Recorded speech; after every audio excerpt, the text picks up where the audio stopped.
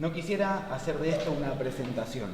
Si la misma corre el riesgo de agotarse en referencias personales que redundan en enaltecer un nombre propio, ¿cómo no consumir esta carilla y media realizando una enumeración, siempre riesgosa e incompleta, de las experiencias inéditas del 2001, de la figura del investigador militante, Lobo Suelto, La Casona de Flores, las publicaciones diseminadas por distintos ámbitos, la escritura colectiva, Tinta Limón, la Biblioteca Nacional, la recuperación de debates, Clinamen, la elucidación crítica coyuntural, la minuciosa orfebrería sobre la obra de Rosichner?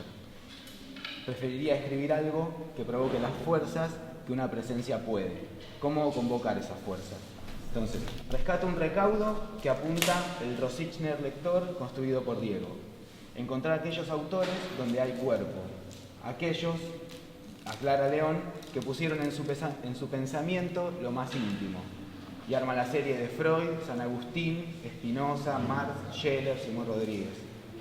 Y realizarle a esas ideas una transfusión de sangre caliente. Milagro de una lectura que resucita a los muertos, no para dejarlos intactos, sino para perturbar sus convicciones, pensándolas con problemas actuales. Entonces rescato otra proposición, también que surge a partir de la obra de Rosichner, que pensar es hacerlo siempre contra el terror. Quizá leyendo a Diego se trata hoy también de disputar contra la banalidad neoliberal que somete a los cuerpos a sus operatorias de regulación.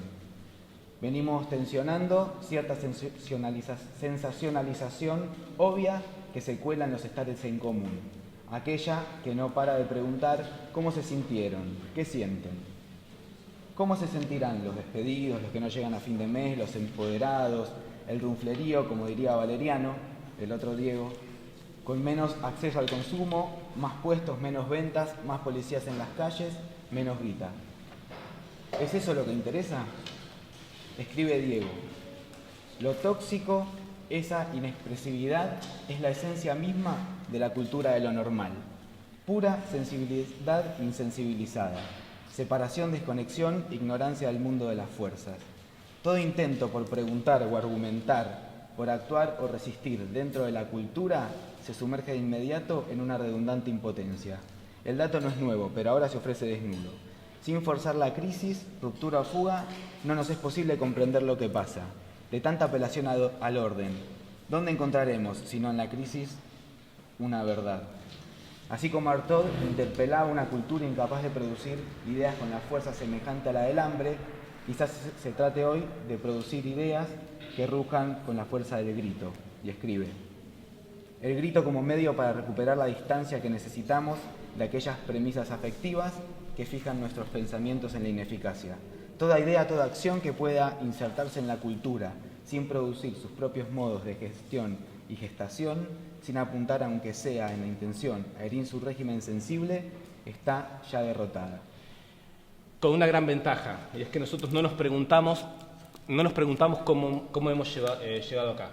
Nosotros estamos viviendo como si tuviésemos una suerte de dictadura o fenómeno loco, inexplicable. Nos cuesta entender por qué estos 12 años últimos terminaron en lo que terminó. Pregunta que ellos sí se hacen, pregunta que ellos sí desarrollaron, pregunta que ellos sí explican y pueden explicar cómo tomar estos 12 años como manera de llegar a donde se llegó. Entonces, creo que es la presencia de León, a mí me lleva siempre a esta doble dimensión, que es cómo hacemos para, en primer lugar, pensar revisando las propias cristalizaciones afectivas de cada uno. O sea, ¿qué puede pensar el pensamiento si no es capaz de revisar las cristalizaciones afectivas de cada uno? ¿No? Cada uno las tendrá en donde las tendrá. Pero si no podemos revisar el modo en que somos constituidos nosotros mismos por nuestras experiencias, y no podemos preguntarnos por lo que León llamaba la eficacia real, ¿no? La eficacia real. Puestos en ese punto es que León reflexiona, me parece más o menos en los siguientes términos: si nosotros no somos capaces de pensar los límites que tiene nuestra propia constitución afectiva, nos hacemos responsables de nuestra ineficacia. Nos tenemos que hacer responsables de lo que decimos y lo que pensamos no está ligando con una potencia. En ese punto me parece que estamos, y en ese punto León me parece que es un aliado fundamental. Ya a esta altura es un viejo maestro, no hace falta ya ni siquiera decir que uno lo conoció, porque ya había salido de circulación los últimos años antes de su muerte, ya hace un tiempo que murió. pero con más razón creo que hoy se puede volver a León, tal vez incluso con más interés con que hoy se leen a otros autores de su generación que estudiaron en los mismos lugares en donde estudió León, como Foucault, Deleuze, etcétera, ¿no? Estos filósofos que no dejamos de leer, pero creo que hoy podemos tener una relación con León como se puede tener con ellos, o sea, auténticos clásicos del siglo XX, filósofos muy importantes de la subjetividad, con la ventaja de que pensó desde Villa Crespo, pensó desde esta ciudad, que tomó las coyunturas Malvinas, el peronismo, el kirchnerismo, digamos, la dictadura, los tomó como los lugares en donde se jugaba el más fuerte, el más sofisticado de los pensamientos, y me parece que en ese sentido León podría venir hoy a plantearnos a nosotros una ayuda para salir de un cierto impasse, de un cierto momento de desorientación, que me parece a mí que no vamos a poder salir de ahí sin revisar un poco esta dimensión de los afectos o del pensamiento que tiene un trabajo incesante de verificación que pasa en el mundo de los afectos individuales y colectivos. Pero ese texto es un texto, el materialismo ensoniado es un texto enteramente positivo, nada polémico. No está rugiendo contra nadie en ese libro.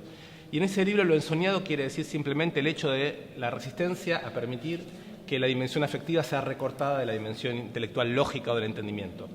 O sea, es directamente podríamos decir, es una posición exactamente opuesta a la que hoy me parece que estamos escuchando de parte del macrismo y de sus filósofos, que es simplemente amar los dispositivos de control.